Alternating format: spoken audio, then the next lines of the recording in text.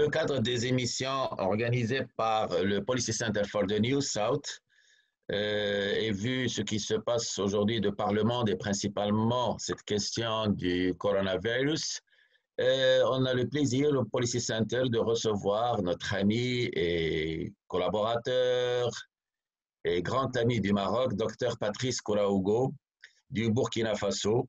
Dr Patrice Kouraougo est un sociologue de formation. Il a fait l'université du Burkina à Ouaga avec une maîtrise aussi et un master principalement à l'université Léopold Sédar Senghor en Égypte, toujours en sociologie, et un doctorat S-lettres en études africaines contemporaines à l'université Mohammed V de Rabat. C'est un chercheur et expert en sociologie de la culture et principalement de l'Afrique de l'Ouest et de l'Afrique subsaharienne. Il a collaboré et enseigné avec plusieurs universités privées et publiques à l'intérieur du Burkina et à l'extérieur. On y connaît un certain nombre de collaborations avec la chaire de recherche au Canada en oralité de francophonie minoritaire d'Amérique, le COFRAM, l'Université Sainte-Anne, le Centre de recherche breton et celtique à la Faculté des lettres et des sciences humaines Victor Saglen de l'Université de Bretagne occidentale. Et il a collaboré bien sûr avec nous au Policy Center for the New South au Maroc. Je pense que vous êtes à votre deuxième collaboration cette année. Et là, ça va être la troisième. En plus, pour ne pas l'oublier, il a déjà travaillé au ministère des Affaires culturelles et aussi il a été détaché à l'ambassade du Burkina Faso à Rabat pendant plusieurs années. Aujourd'hui, il est conseiller spécial du président du Burkina Faso chargé de la culture et du tourisme. Cela fait 3 ans quand même. Mais dans cette émission, on le reçoit avec la casquette du chercheur qu'il porte, bien sûr, pour nous dépeindre la situation du Covid-19 dans son pays qui nous est très cher. C'est très connu d'ailleurs pour le Burkina et c'est comme ça qu'on va intituler cette émission, la résilience du Burkina Faso face à l'épreuve du Covid-19. C'est connu que le Burkina a surmonté pas mal de problèmes. Ça fait quand même quelques années qu'il surmonte beaucoup de problèmes, principalement liés au terrorisme. Bien sûr, il a énormément de challenges, principalement concernant le développement, l'instauration de la démocratie. Vous êtes dans une expérience extraordinaire de lutte pour instaurer cette démocratie, pour l'enraciner dans la société. Et vous pouvez être fier de votre transition politique et surtout de votre place dans l'espace culturel et intellectuel africain. Donc, c'est ainsi que j'aimerais bien vous parler, qu'on discute et que vous nous donnez quand même votre point de vue sur cette question de résilience. Alors, en commençant déjà par la première question, cher Patrice, la situation, état des lieux et bilan de la maladie, principalement au Burkina. Où est-ce qu'on en est aujourd'hui au Burkina? Alors, merci beaucoup, professeur, et vraiment, c'est un grand plaisir pour moi d'échanger avec vous et merci pour la présentation. Alors, effectivement, pour aller droit dans le but, on peut dire qu'effectivement, la maladie de COVID-19, en tout cas, a fait son apparition le 9 mars ici au Burkina Faso. Ça veut dire que les premiers cas, et en tout cas, comme je l'ai dit, hein, c'est une entrée fracassante dans une deuxième guerre après celle que nous sommes en train de mener contre le terrorisme. Et donc, pour le bilan, on retiendra qu'au jour d'aujourd'hui, parce que les résultats sont tombés hier, donc à la date du 22 avril, on a 609 cas confirmés au Burkina Faso, on a 389 guérisons au total, et 181 cas qui sont sous traitement et malheureusement 39 cas de décès. Voilà. Voici les bilans les plus récents et les bilans sont fournis chaque soir par le gouvernement et surtout avec les équipes qui sont au front. Donc voici un peu à la date d'aujourd'hui, donc après plus de 45 jours voilà, de l'apparition de la maladie, c'est qu'on peut dire dans le cas du Burkina Faso. Oui, alors dans cette même catégorie, quelles sont les mesures prises en place? On voit très très bien déjà que beaucoup de pays africains aujourd'hui sont touchés par le virus. Il y a beaucoup de stratégies suivies par les pays. Chaque pays a ses propres moyens, bien sûr, et a ses propres stratégies. Mais déjà, il y a quelque chose qui commence à émerger. On voit très très bien que malgré le fait, malgré une certaine peur qui était déjà présente au début, on avait peur que nous, pays africains, nous, pays du Sud, qu'on n'arrive pas à surmonter ce problème par le fait qu'il y ait quand même une certaine indigence des moyens qu'on est plus ou moins mal préparé. Mais on voit quand même que ces pays, ils arrivent à surmonter, ils arrivent à résister. J'espère qu'on pourra toujours continuer sur quels sont les moyens, les mesures gouvernementales, principalement. Là, j'aimerais bien avoir cette expérience burkinabé, comment ça marche, quels sont les outils mis en place et les moyens mis en place. Merci beaucoup, professeur. Nous, on a un terme ici qu'on dit que Dieu est burkinabé. Et j'ai envie de dire que Dieu est africain. Parce qu'effectivement, on remarque quand même que malgré les projections calamiteuses sur l'Afrique, on ne veut pas dire qu'il n'y a pas de décès, ça c'est le vrai, mais on sent quand même que jusqu'à présent, ce n'est pas aussi dramatique qu'on le croyait et on espère que ça va continuer comme ça. Effectivement, comme vous l'avez si bien dit, chaque gouvernement, chaque État met en place un certain nombre de mesures pour faire la riposte. Et c'est dans ce cadre qu'au Burkina Faso, je crois que ça a été en 2 temps. Alors, dès l'apparition de la maladie, effectivement, il y a une commission qui a été mise en place, qui est coordonnée par le ministère de la Santé. Et il y a d'abord eu un plan qu'on a appelé plan contre la maladie, et qui se chiffre autour de 198, 178 milliards. Bon, l'équivalent, pour donner une petite idée, je crois que $1, et voilà, c'est autour de 500 francs CFA. Donc, des sommes quand même colossales hein, pour la prise en charge de la maladie. Et ça, c'est un plan uniquement pour riposte sanitaire.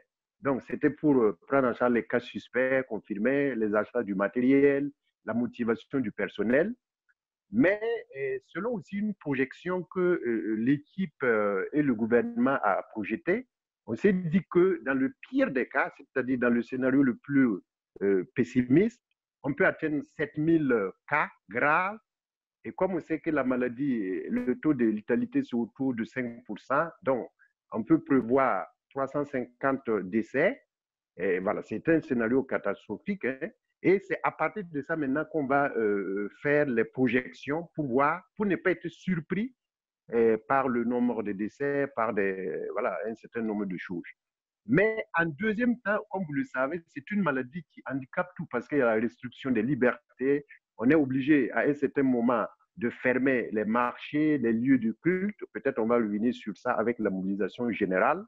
Et donc, première phase, le président du FASO a d'abord parlé de cette riposte de la maladie sanitaire et est revenu en deuxième position pour dire qu'il faut accompagner les structures. Donc, un deuxième plan qui va être fusionné au premier. Donc, le total, c'est 394 milliards voilà, qui vont être débloqués et ça va aller dans les mesures sociales. C'est quoi les mesures sociales? C'est la prise en charge des factures d'eau, d'électricité, la distribution des vivres aux ménages très vulnérables et aussi il y a la réduction de certains impôts pour les entreprises. Et il y a même aussi les mesures sociales, l'élargissement des prisonniers parce que le milieu carcéral peut accélérer la maladie.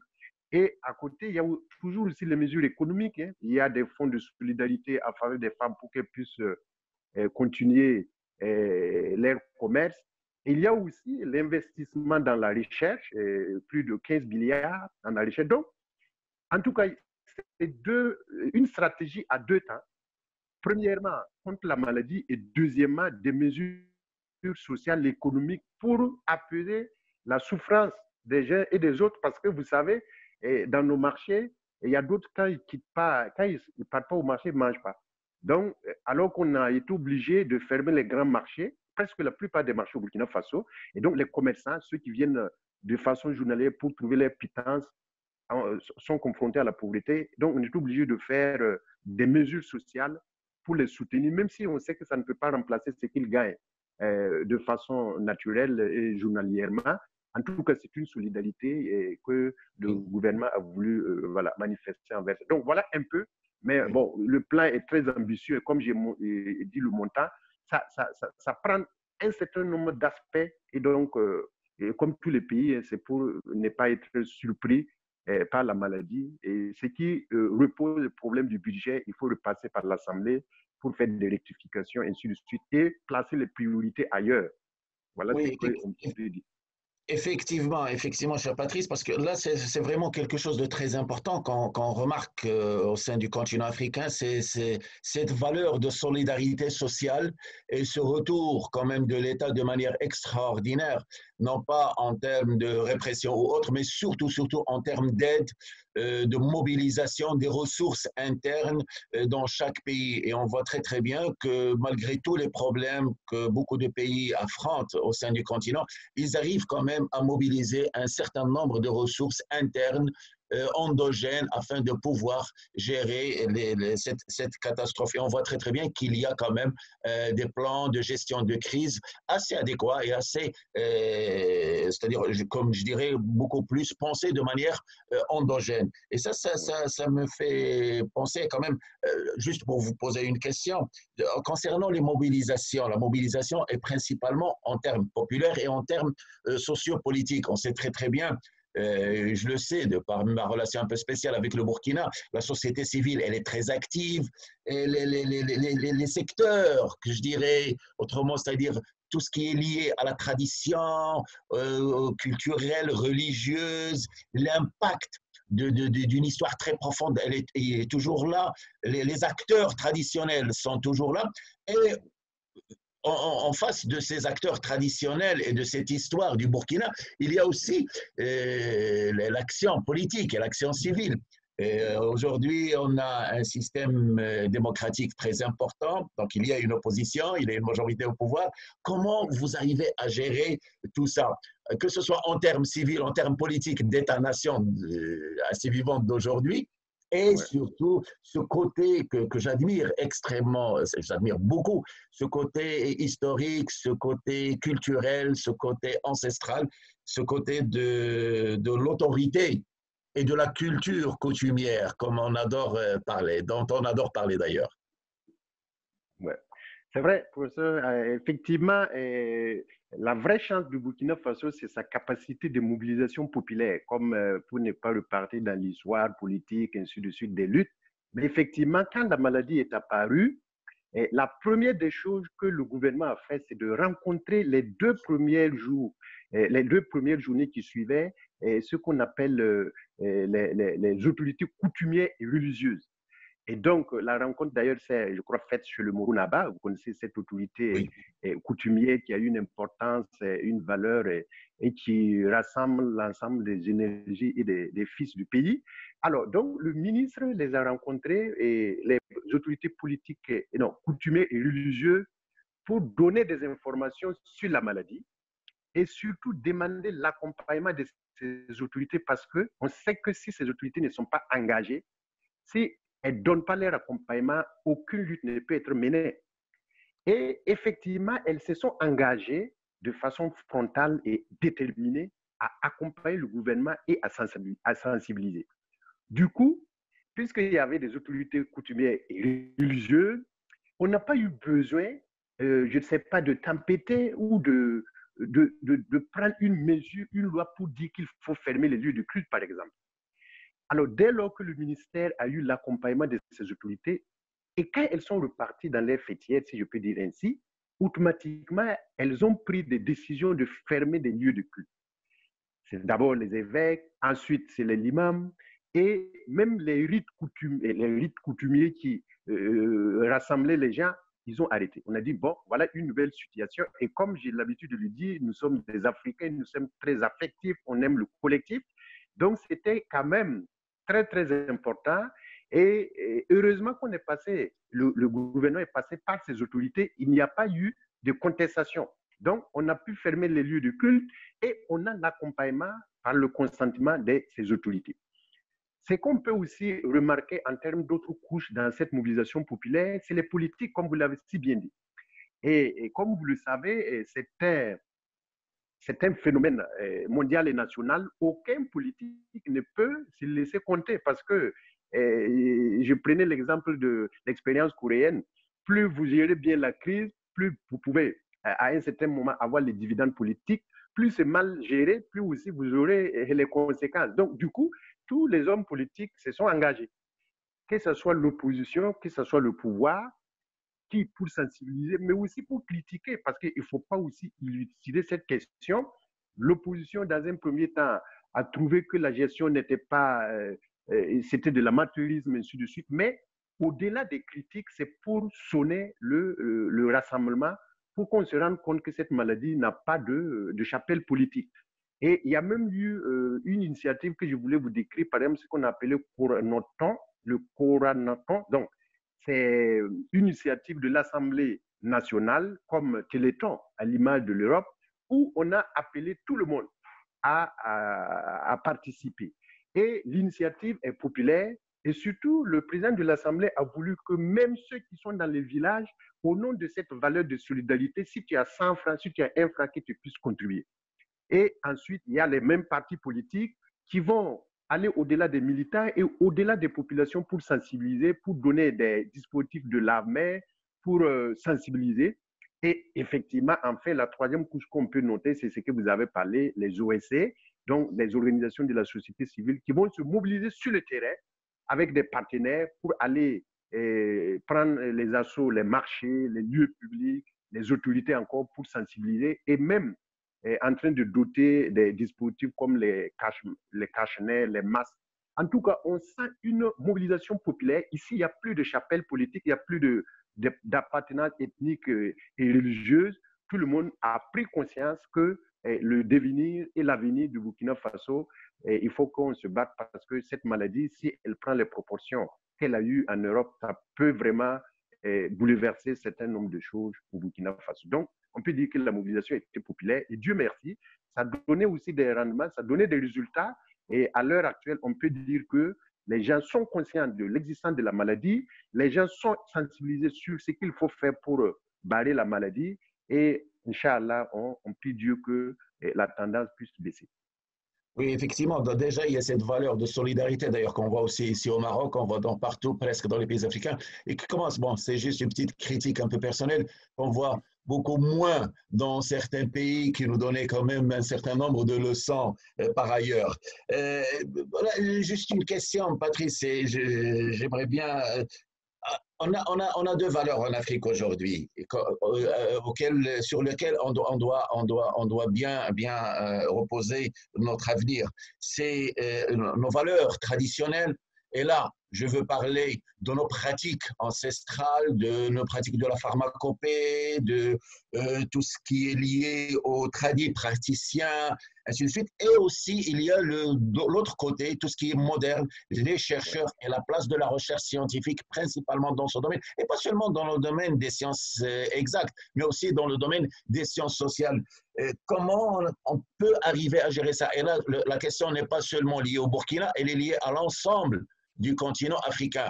La valeur de la recherche scientifique aujourd'hui, de la formation, et la valeur des pratiques historiques et surtout des pratiques culturelles dans ce domaine-là, surtout pour contrer les épidémies, les maladies et autres maux. Ok. Merci beaucoup. Je crois que c'est extrêmement important. Le rôle des traducteurs praticiens, je crois que c'est extrêmement important. Alors, dans un premier temps, je voulais faire remarquer qu'il y a une proximité, une symbiose entre les populations et ces traducteurs praticiens parce que vous savez, plus de 80%, les gens, quand ils sont malades, ils préfèrent aller vers le traducteur praticien d'abord. Peut-être on peut dire que c'est le coup, mais j'ai l'impression qu'il y a un pacte de confiance entre les populations et ces premiers médecins, si on peut les appeler ainsi.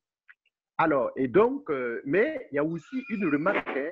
La remarque est que malheureusement, l'implication de ces traduits praticiens, en tout cas, on peut dire qu'elle est timide. Pourquoi? Parce qu'il y a un certain nombre d'insuffisances que la médecine moderne reproche d'abord à cette catégorie. Je veux parler des raisons scientifiques. Souvent, on parle de dosage, on parle de l'hygiène, on parle de manque d'expérimentation. Par exemple, le traduit praticien, il va dire que cette potion soigne, il ne va pas expérimenter comme dans un laboratoire avec des cas, avec des pronostics, mais en tout cas, il est convaincu que ça va aller. Donc, la science accepte ça difficilement. Mais pour le cas du Burkina Faso, quand la maladie est apparue, et le ministère a fait un travail de sensibilisation déjà en rencontrant ces traduits praticiens pour d'abord les informer et les inviter à faire attention parce qu'ils reçoivent beaucoup de monde. On peut dire que ce sont des hôpitaux à l'air libre. Et ensuite aussi demander leur contribution. C'est ainsi qu'ils vont, ces traduits praticiens, dans le cadre de leur association, des fédérations, ils ont remis un lot de médicaments faits à base de plantes au ministère, c'était le 3 avril, pour montrer, voilà, nous avons aussi des savoir-faire. Et ce savoir-faire-là, ce n'est pas forcément pour dire qu'on va lutter contre le Covid-19, mais on peut soigner les symptômes. Par exemple, il y a un qui explique qu'ils ont des spécialités sur la touchesse, sur le rhume. Donc, ce sont les symptômes de la maladie. Ils ont des savoirs sur ça. Et ensuite, même ce matin, je lisais toujours des traducteurs praticiens qui disent qu'ils ont des soins, ils ont des possibilités de soigner pour prévenir comme pour soigner. Donc, c'est-à-dire ils sont là, ils sont dans leur place. Mais maintenant, la médecine moderne, c'est la cohabitation difficile qui pose problème entre cette médecine moderne et cette médecine traditionnelle. C'est vrai, il y a des efforts dans les ministères avec l'appui de l'OMS pour que ces médecines-là puissent cohabiter parce qu'on connaît le poids de la médecine traditionnelle.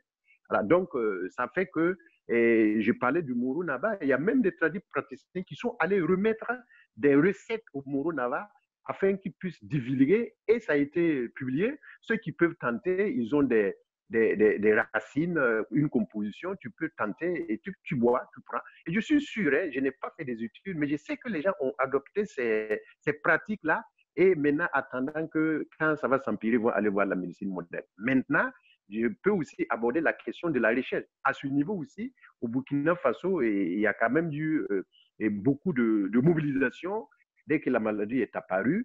L'équipe des chercheurs et des soignants, dans un premier temps, pour voir est-ce qu'on peut adopter le protocole, parce que vous avez suivi le débat sur la chloroquine. Alors, ce débat-là aussi a fait qu'on a traîné ici au Burkina Faso de prendre un protocole. Donc, finalement, ils ont adopté la chloroquine plus une autre composition, azithromycine. Donc, ça s'appelle l'essai chlorage. Et à l'heure actuelle, les malades sont soignés à partir de cet essai. Il y a malheureusement un autre essai qui est resté dans les tiroirs parce qu'il y a eu des tiraillements. C'était ce qu'on appelait l'apiviril. L'apiviril qu'ils ont voulu nommer essai Apicovid. Et c'est un remède, c'est un produit qui a été découvert par un chercheur béninois, mais qui a fait ses études ici. Et donc, le ministère de la Recherche burkinabé a voulu expérimenter ça ici au Burkina et au Bénin. Malheureusement, je peux dire qu'il y a eu une incompréhension au niveau de la coordination. Et bon, ça n'a pas abouti. Mais au niveau aussi de l'université, il y a la mobilisation des jeunes chercheurs socio-anthropologues pour mener des sensibilisations auprès des populations. Parce que moi, j'ai l'habitude de le dire. On dit il ne faut pas saluer, on dit il ne faut pas faire ceci. Bon, est-ce que les gens respectent? Ils ne respectent pas. Pourquoi? Ils ne respectent pas parce qu'ils ont des habitudes culturelles qui sont ancrées dans leurs esprits. Alors, tant qu'on ne passe pas par la sensibilisation, tant qu'on ne passe pas par des messages pour changer les habitudes, c'est un problème. On a beau sensibiliser et je remarque d'ailleurs souvent que les messages sont un peu très pauvres. On dit il ne faut pas saluer, mais pourquoi il ne faut pas saluer? On dit il ne faut pas célébrer les mariages. Pour l'Africain, pour le Burkinabé, se retrouver à 30, à moins de 30, soit pour enterrer, soit pour faire les mariages, c'est une catastrophe culturelle. Donc, il faut expliquer, il faut sensibiliser que autre temps, autre mœurs. Donc, je suis parfaitement d'accord avec vous.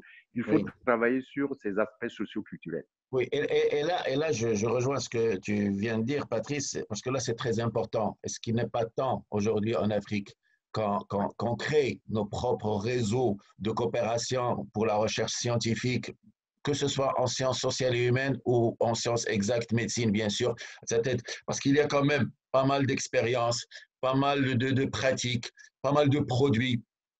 Et surtout, vous l'avez si bien dit, le rapport du continent africain à la chloroquine, principalement la nivaquine, c'est quand même, on connaît un bon bout. Certes, ce n'est pas les mêmes pratiques pour ce qui concerne le Covid-19, mais quand même, on connaît ce produit, on l'a déjà pratiqué, on l'a tous presque pratiqué, donc on en connaît quand même un bout. Et je pense qu'il va falloir quand même instaurer une certaine ouverture d'esprit, de sortir d'un certain nombre de modèles qui nous ont été imposés, surtout par le système post-colonial, et revoir nos systèmes de coopération entre les différents laboratoires, que ce soit dans des espaces régionaux ou interrégionaux, et pourquoi pas dans un espace continental. Je pense qu'il est temps de prendre notre élan, de prendre surtout notre indépendance de ce côté-là. Bien sûr, il faut rester en contact avec nos partenaires, que ce soit en Occident, en Asie, aux Amériques. C'est toujours très important de maintenir ce genre de coopération, mais ça serait très, très bien de renforcer la coopération inter- et intra-africaine, comme vous avez si bien dit, la question du rapport, par exemple, entre le Bénin et le Burkina, qui sont frères presque jumeaux, mais parfois, et d'ailleurs, on va le remarquer entre tous les pays africains, il y a pas mal de bureaucratie, pas mal de petits problèmes, pas mal parfois de faux problèmes qui empêchent ces rapports. Alors, juste une dernière question, et succinctement, cher Patrice, comment on peut voir, là, parce qu'il va y avoir quand même un après Covid-19.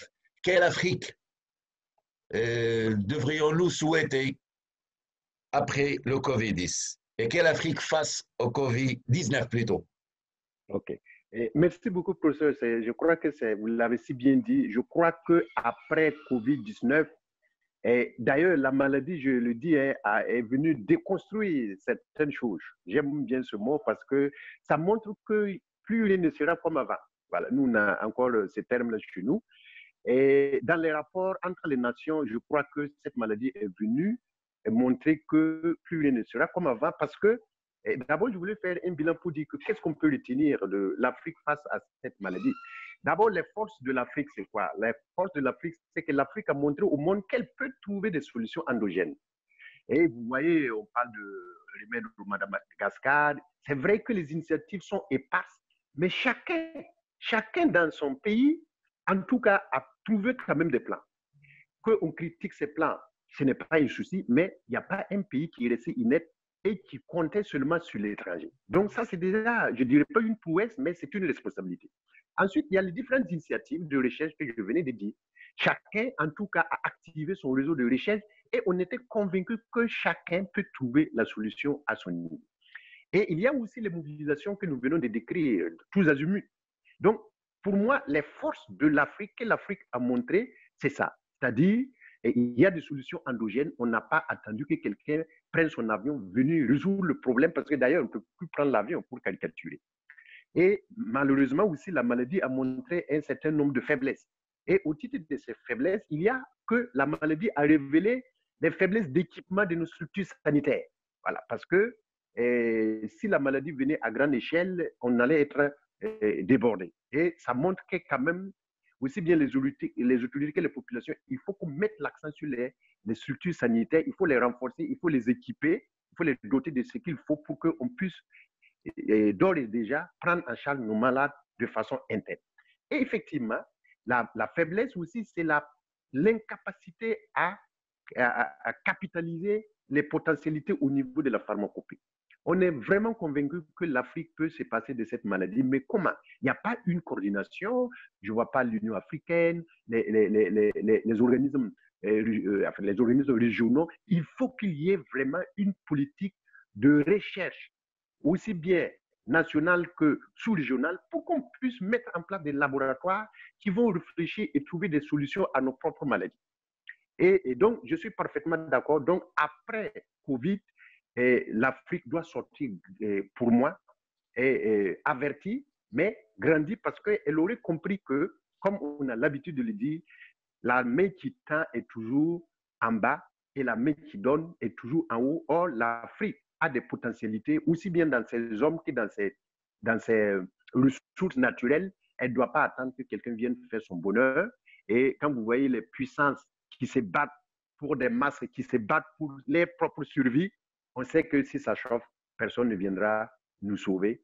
Nous avons intérêt à miser sur notre capacité endogène.